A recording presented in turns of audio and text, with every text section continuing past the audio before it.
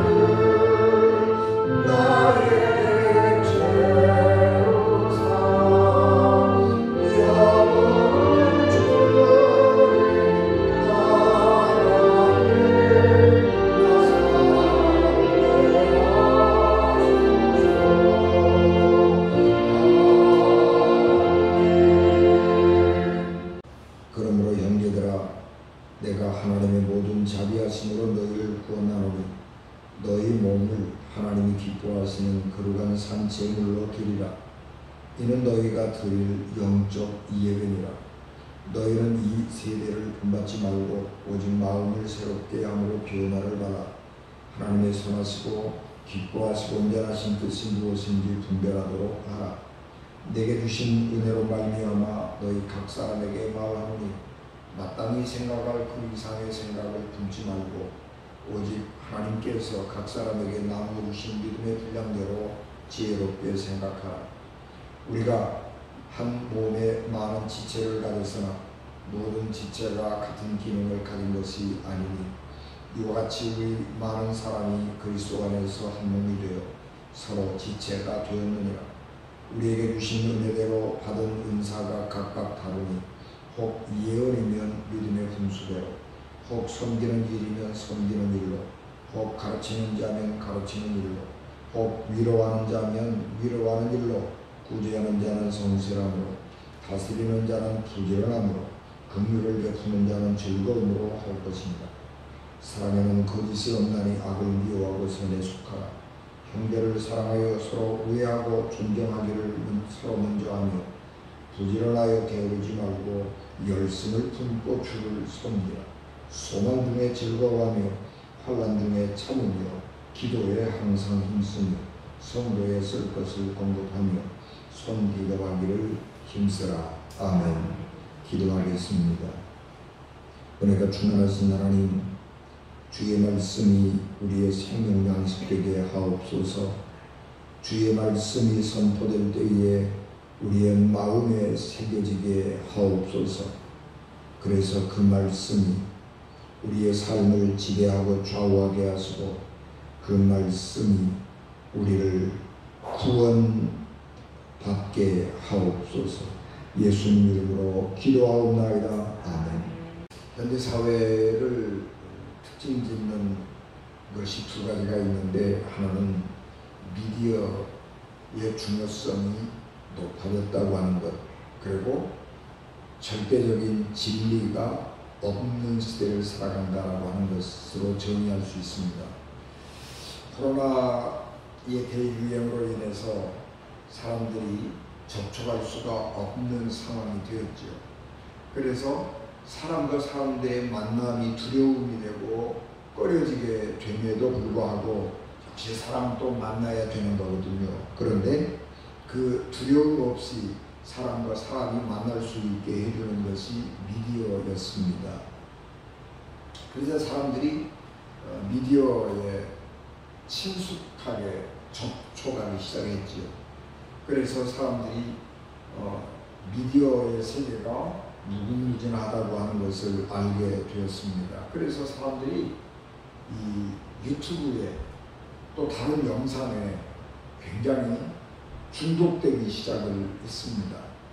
그래서 사람들이 유튜브에 가면 모든 게 다 있구나 그런 것을 알게 되어서 자기가 책을 보고 뭘 알아보고 그러려고 한 게 아니고 유튜브에 들어가가지고 이렇게 자기가 찾아보면은 자기가 원하는 것들이 거기 다 있는 거예요.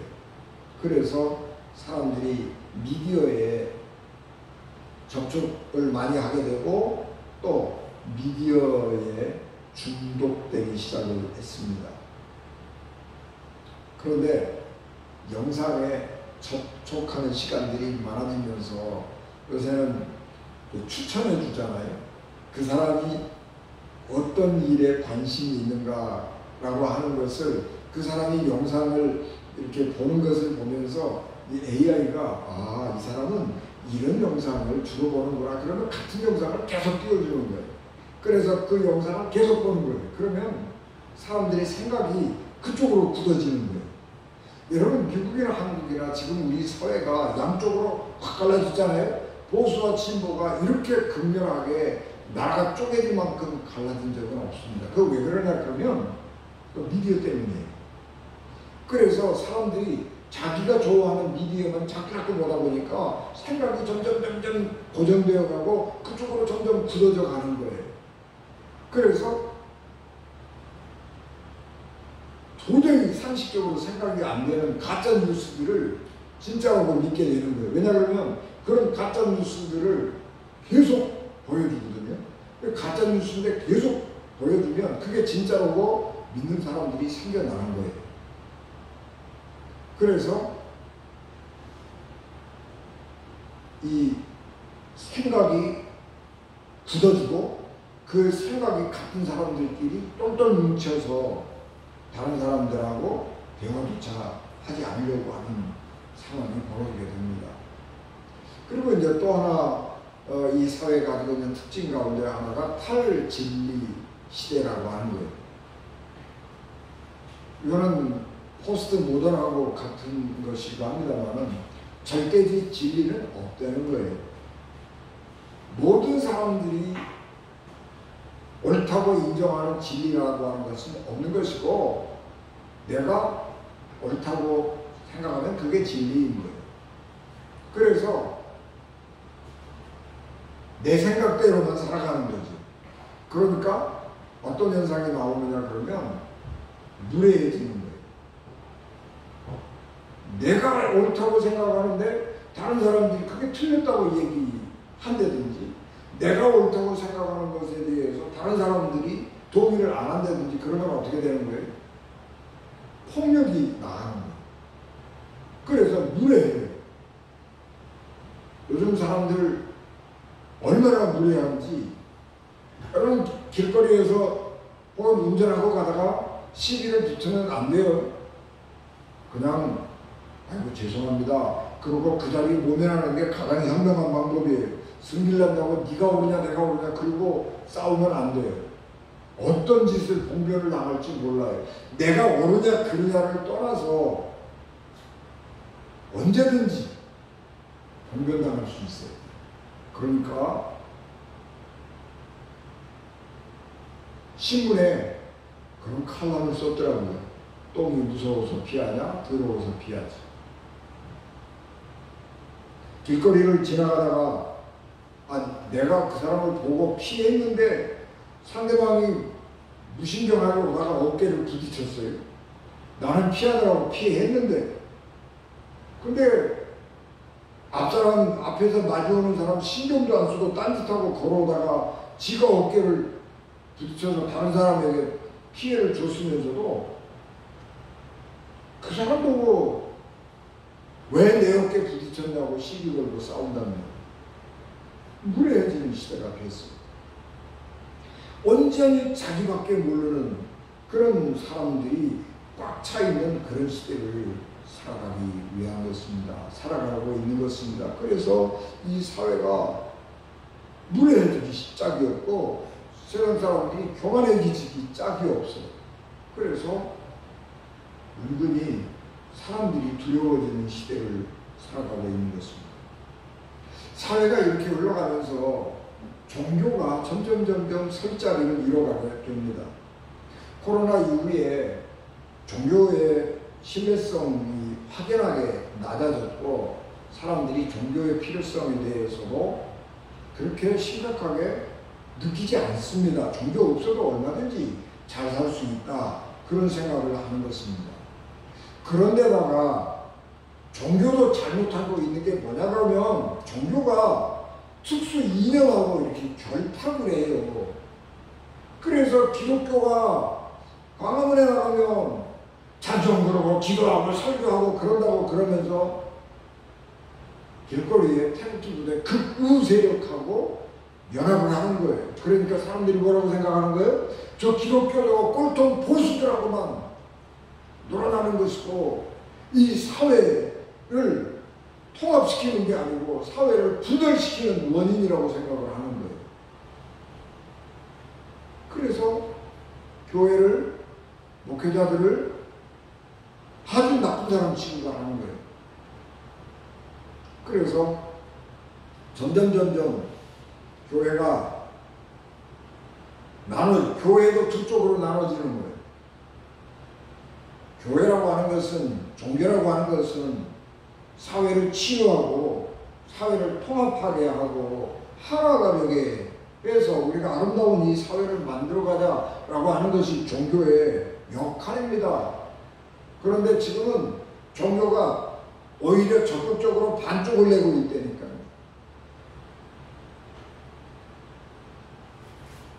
자기들은 잘한다고 그러죠. 그런데 하나님 나라 영광을 가리는 거예요.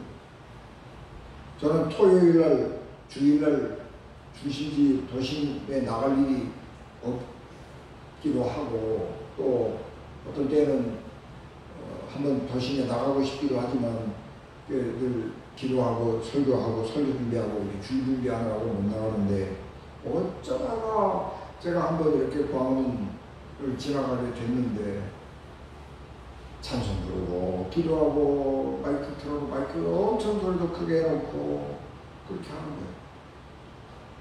여러분들 하나님께 예배드리는 소리가 소음이 된다고요. 아이고 저거 왜 저렇게 시끄럽게 떠들어. 마이크 좀 소리 좀 줄였으면 좋겠는데 하나님께 찬양하는 소리가, 하나님께 기도하는 소리가 욕설이 되고 욕을 듣는 소리, 비난을 듣는 소리가 되고 소음이 된단 말이에요. 왜 그렇게 예배드리고 싶은 예배드리기 위한 교회 공간이 있잖아요. 그렇게 터진 공간에서 그렇게 스피커 소음 아주 귀창이 떨어지도록 소리 크게 해놓고 하면 지나가는 사람들이 예수님 믿겠어요? 하나님 영광 돌리겠어요? 욕하고.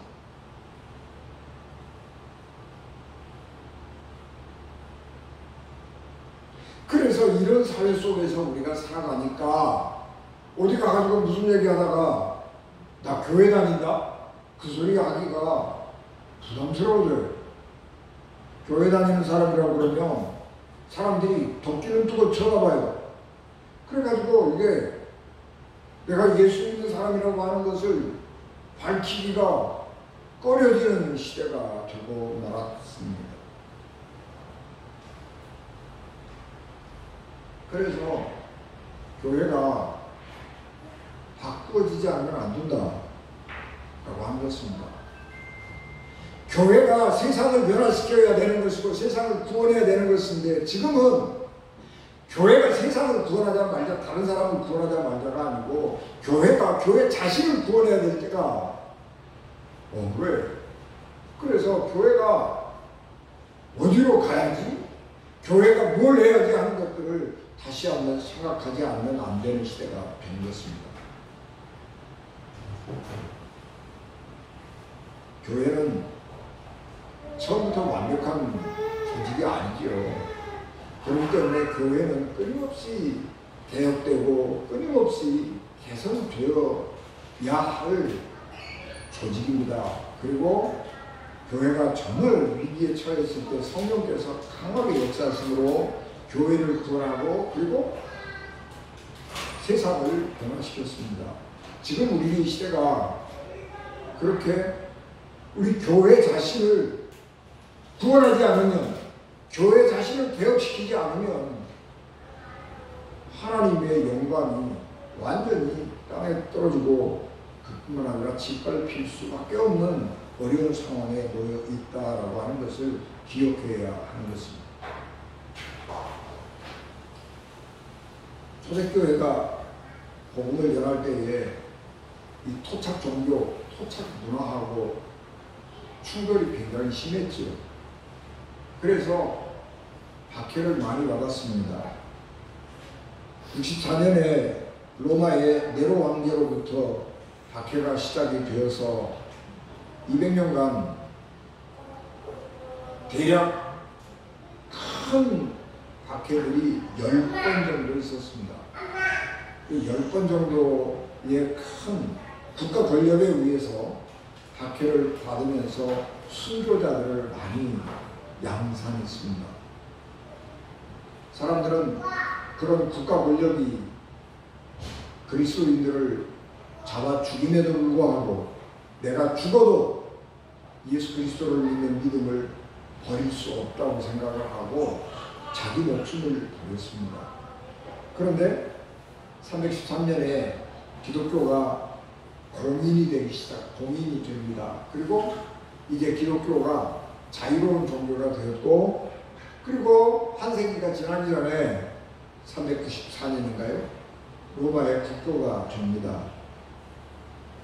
그러니까 이제는 박해받던 종교에서 100년이 안 되어서 이제는 박해하는 정도로 바뀌어진 거예요. 세상에 권력하고 결탁을 해서 다른 사람들을 지배하는 종교가 된 거예요. 그러니까 교회가 급속하게 쇠퇴하고 타락하는 것입니다. 성령의 능력을 의지하고 하나님의 도우심을 구하는 기도를 하고 목숨보다도 소중하게 생각했던 종교가 이제는 명예가 되고 예수님을 믿는 것이 자랑이 되고 예수님을 믿는 것이 권력이 되는 시대가 되니까 교회가 타락하는 거예요. 그래서 사람들이 교회가 이래서는 안 된다 그러면서 사막으로 들어가서 혼자 기도하기 시작을 했습니다. 이거는 순교예요.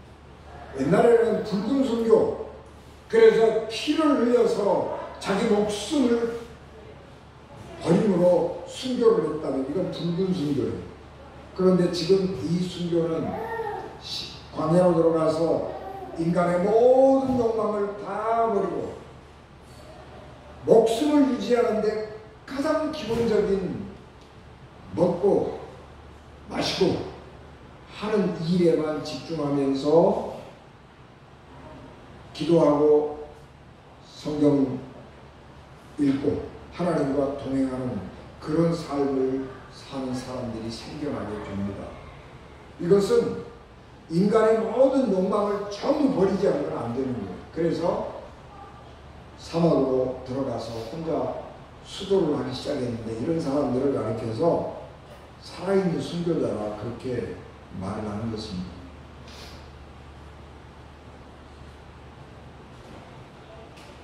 지금 우리가 이런 살아있는 순교자적인 신앙이 다시 필요한 시대가 되었습니다.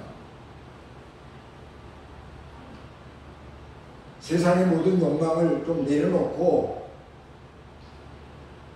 하나님을 올바로 섬겨야 되겠다라고 하는 결심, 그리고 우리의 삶을 그렇게 바꿔야 되겠다라고 하는 결심이 없으면 내가 살 수 없을 뿐만 아니라 이 지구가 존재하기가 어려워지는 것입니다. 우리가 지금 2023년 여름을 지나면서 기후재난이라고 하는 것, 기후재앙이라고 하는 것들을 실감하게 되는 거죠. 그래서 사람들이 이제는 이렇게 살아서는 안 된다. 우리가 조금 더 가난해지자. 우리가 지금처럼 넉넉하고 풍요롭게 살기 위해서 탐욕을 충족하기 위해서 어마어마하게 생산을 하고 어마어마하게 소비를 하고 살았는데 이제는 생산 덜하고 소비 덜하고 인간의 욕망을 절제하지 않으면 안 되는 시대가 왔다.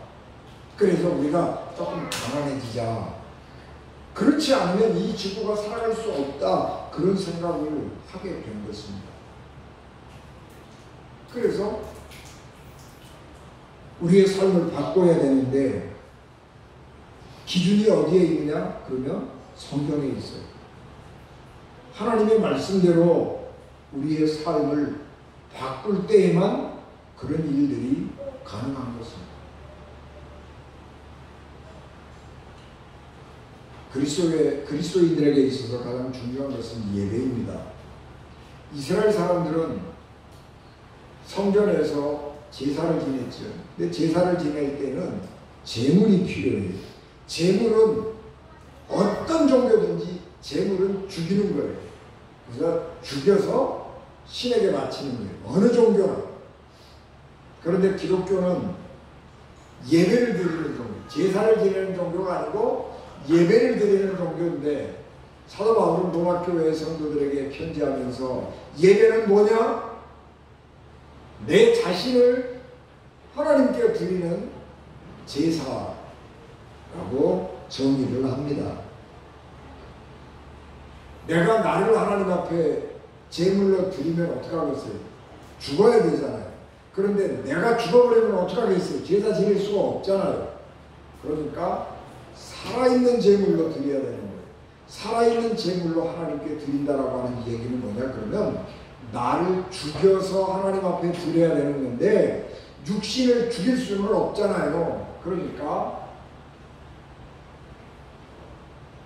육신이 아니고 내 속에 있는 나를 지배하고 다스리는 내 탐욕, 욕망, 나를 지배하고 다스리는 죄, 이런 것들을 죽이는 겁니다.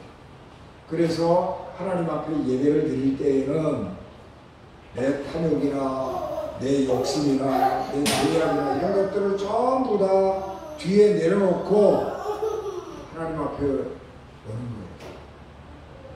그래서 순수한 마음으로 하나님을 예배하는 그 예배가 영적 예배라고 말하는 것입니다.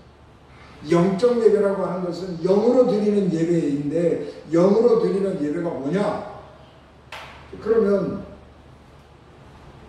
무슨 은사가 넘쳐나는 그런 예배가 아니고 합당한 예배, 올바른 예배를 영적 예배라고 하는 거예요. 올바른 예배는 뭐냐? 하나님 앞에 나와서 예배 드릴 때에 자기의 모든 욕망이나 자기의 탐욕 같은 거를 다 버리는 거예요.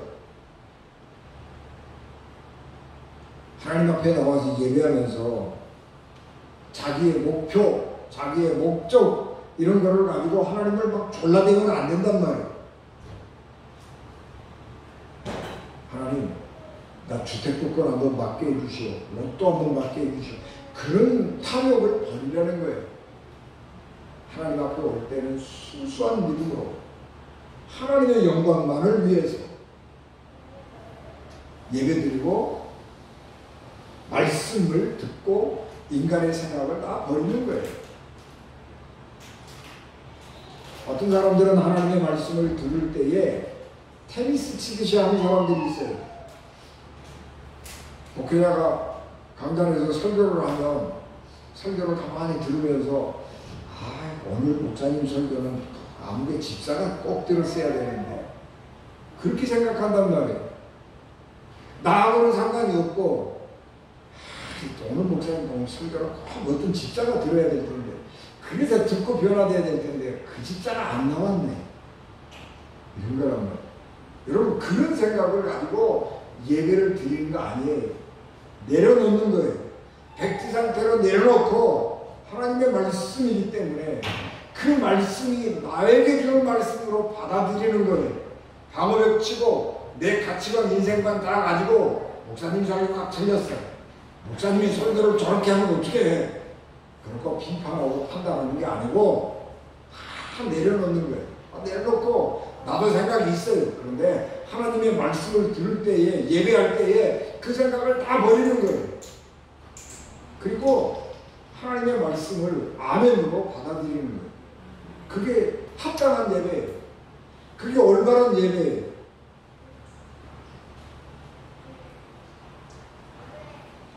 그래서 예배는 그렇게 드리는 것이 맞다, 그렇게 사도 바울이 말씀하고 있는 것입니다.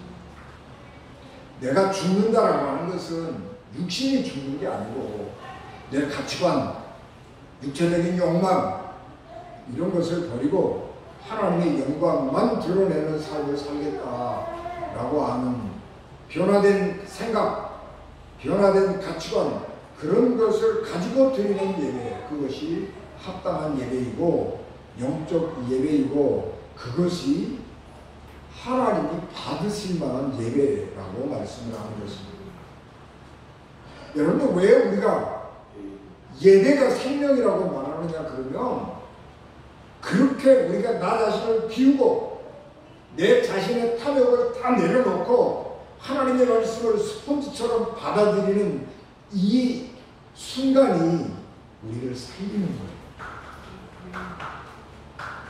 연어는 알을 낳기 위해서 자기가 태어난 곳으로 가잖아요. 그런데 연어가 올라가는 곳은요, 물이 많은 곳이 아니에요. 바다를 돌아서 강을 진입을 해서 상류로 올라가요. 물은 어디가 많아요? 바다가 물이 제일 많지요. 그 다음에는 어디가 많아요? 물 하류가, 강 하류가 물이 많잖아요. 그런데 이 연어가 상류로 올라가는 거예요. 상류로 올라가면 물이 없어요. 가다가 바위에 걸리고 돌에 걸리고 뭐 장애물을 만나고 그러면서 연어는 자기 몸이 다 찢어지는 거예요. 그리고 물에 그는 가장 맑은 곳, 가장 깨끗한 물에 가서 알을 낳고 죽는 것입니다. 왜 그래요? 그곳이, 물은 작을지 모르지만 그곳이 가장 깨끗한 물이고 신선한 물이어서 새 생명이 살기에 가장 적합한 줄을 알기 때문에 그 고생해가면서 거기 와서 알을 낳는 거예요. 여러분, 우리가 왜 예배 시간에 그런 모든 생각을 다 버려야 되는 거예요? 그것은 하나님의 말씀이 가장 정결하고 거룩하고 깨끗해서 하나님의 말씀에 잠긴 영혼은 생명이 살기 때문에 그런 거예요. 죽은 물고기는 물을 따라 흘러가요. 물을 따라 흘러가면 수량이 점점 많아지지요. 그런데 거기서는 못 살아요. 살아있는 물고기는 거슬러 올라가는 거예요, 물을. 그래야 거기가 살만한 곳이 있고 거기에 안전한 곳이 있기 때문에 그러는 거예요. 우리는 이 땅에 살다가 이 땅에 우리가 필요한 거 많이 있어서 뭐 다 그걸 열심히 살아요. 그러나 우리가 어느 한 순간은, 적어도 주일날 예배드리는 이 순간은 하나님 앞에 와서 하나님을 향해서 도약하는 거예요. 이 세상에 땅만 내려다보고 살다가 교회에 와서 한 시간 하나님 바라보는 거예요. 하나님 말씀에 젖어드는 거예요. 이 거룩한 순간에 젖어드는 거예요. 그것이 중요하고 필요한 것은 그 순간이 우리를 살리기 때문에 그런 거예요.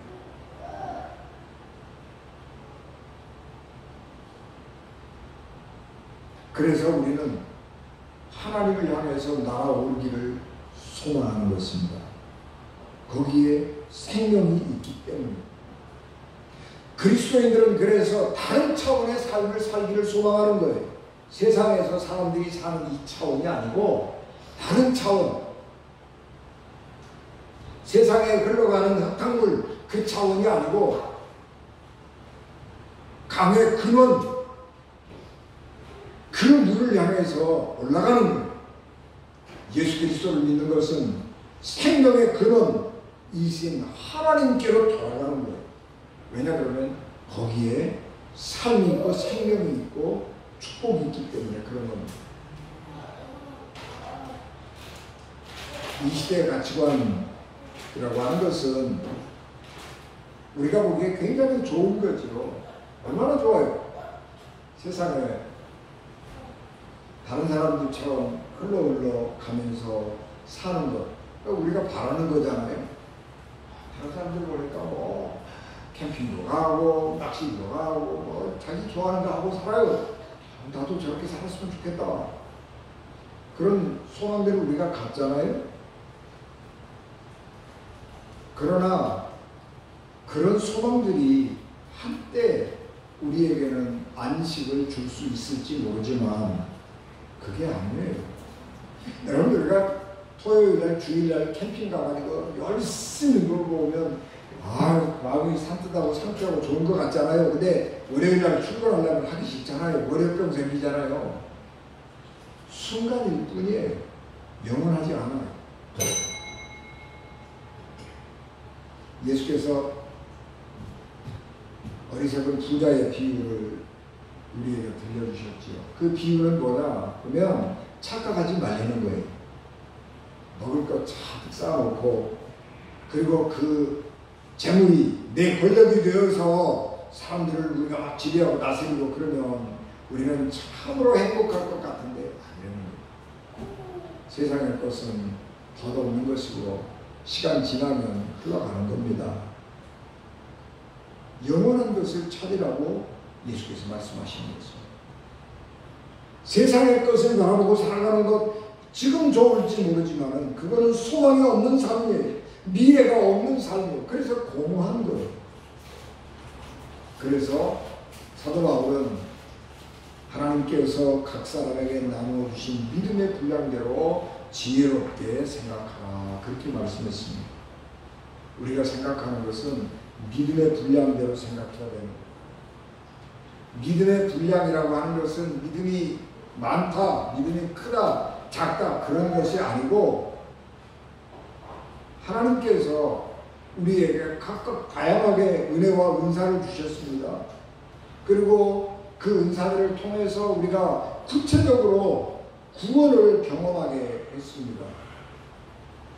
그래서 내가 구원을 경험한 대로 살아가는 거예요.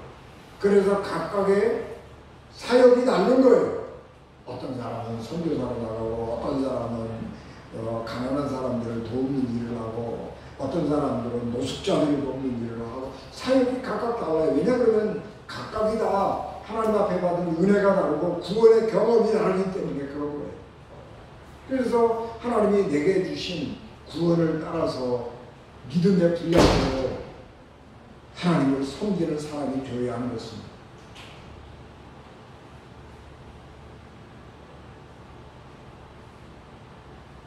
우리는 하나님께서 각 사람에게 선물을 분량대로 은혜를 주시는 것입니다. 그러므로 우리는 하나님이 주신 믿음을 따라서 우리의 삶을 살아가야 합니다. 우리의 삶이 원칙이 없으면 안 돼요. 원칙 하나는 있어야 된다는 말이에요. 내가 가장 소중하게 생각하는 게 뭐냐라고 하는 거 하나쯤은 있어야 된다는 말이에요.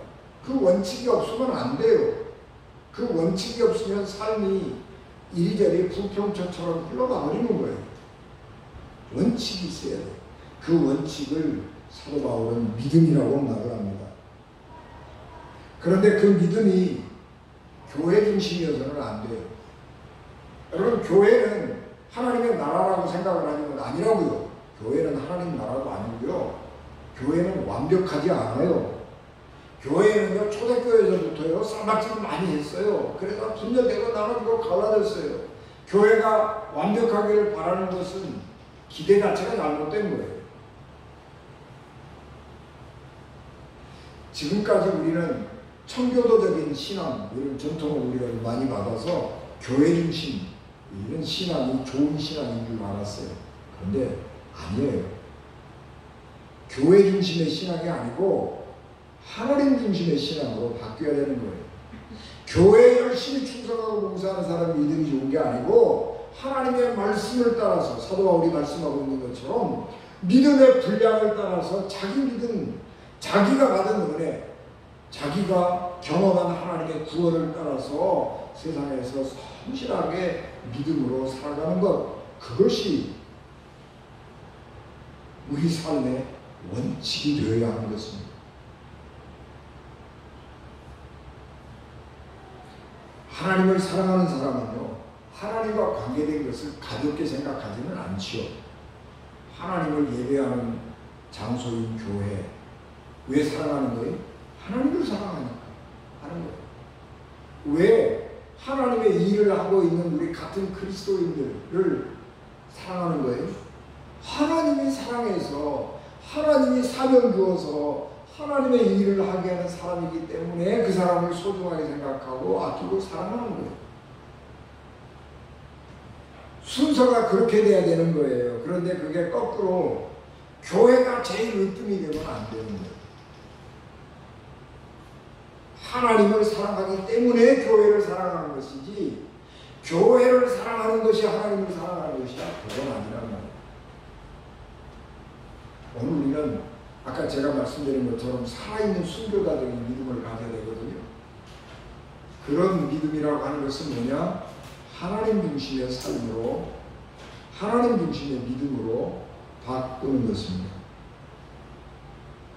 그래서 세상 어디에서든지 내가 예수 믿는다고 하는 것을 드러냈을 때 불이익을 당할 수도 있지만 불이익이 문제가 아니라 믿음으로 올바로 살아서 하나님께 영광을 돌리고, 아, 정말 저 예수 진짜로 믿는 사람 하나 왔네?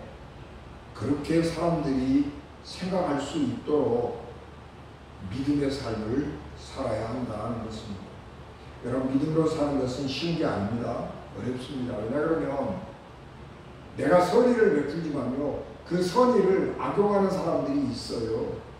내가 다른 사람들 앞에 겸손하잖아요. 그러면 사람들이 나를 바보 취급하고요, 능력 없는 사람 취급하는 경우가 많아요.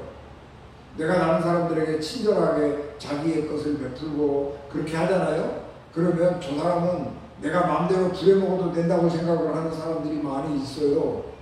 그래서 우리가 서를 행하다가 자존심 상할 때가 많이 있고요, 속상할 때가 굉장히 있어요. 사람들이 나빠요.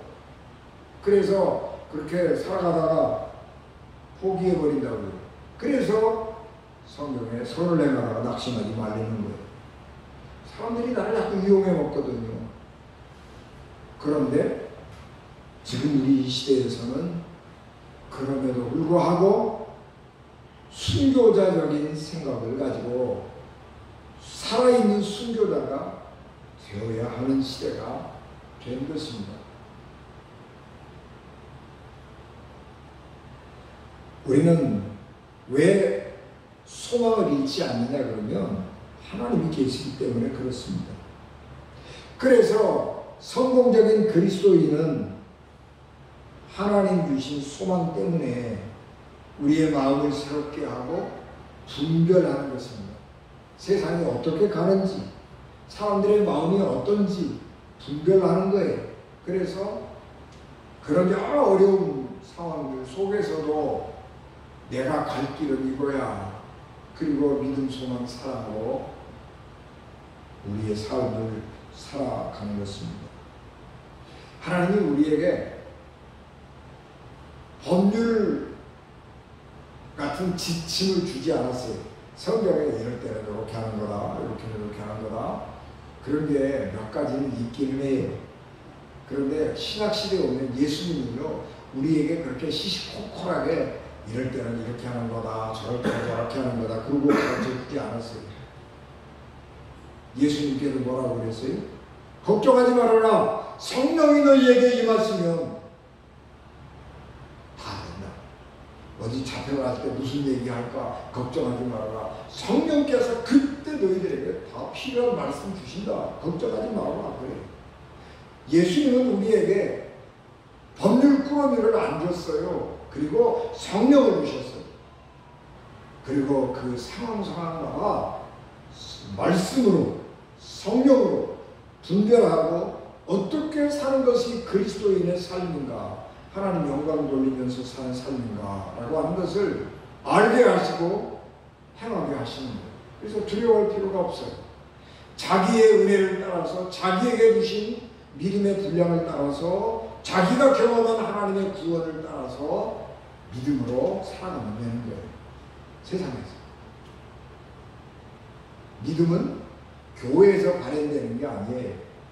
세상에서 나타나는 것이고, 하나님의 영광은 세상에서 그리스도인들이 하나님의 뜻을 따라 살아갈 때 나타나는 것입니다. 그래서 우리는 하나님 앞에서 나 자신을 정직하게 객관적으로 바라볼 수 있어야 하는 것입니다. 요즘같이 우리 믿음을 드러내기가 굉장히 어려운 시대를 살아가고 있습니다만, 이 세상에서 순교자적인, 살아있는 순교자가 된다라고 하는 마음으로 하나님 영광을 위해서 살아야 하는 것입니다. 그래서 믿음을 삶의 원칙으로 삼고 삶의 힘과 능력으로 삼고 살아가야 합니다. 그럴 때 하나님께서 은혜도 주시고 능력도 주시고 살아 역사하시는 하나님을 경험할 수 있게 됩니다. 믿음을 지키시면서 세상 가운데서 늘 승리하는 우리 은진가족 되시기를 주 예수 그리스도 이름으로 축복합니다. 기도하겠습니다. 은혜가 충만하신 아버지 하나님, 우리가 우리 자신을 하나님께 산제물로 드려 주님을 섬기게 하시고, 이 세상에서 예수 믿는 것 때문에 때로는 불이익을 당하기도 하고 사람들에게 배간시당하기도 하지만, 그러나 생명의 말씀이 하나님께 있기에 하나님과 함께 사는 삶이 소망이 있기에 우리가 그 소망이 잃지 않게 하시고 낙심하지 않게 하시고 믿음을 지켜 행하게 하옵소서. 예수님 이름으로 기도하옵나이다. 아멘.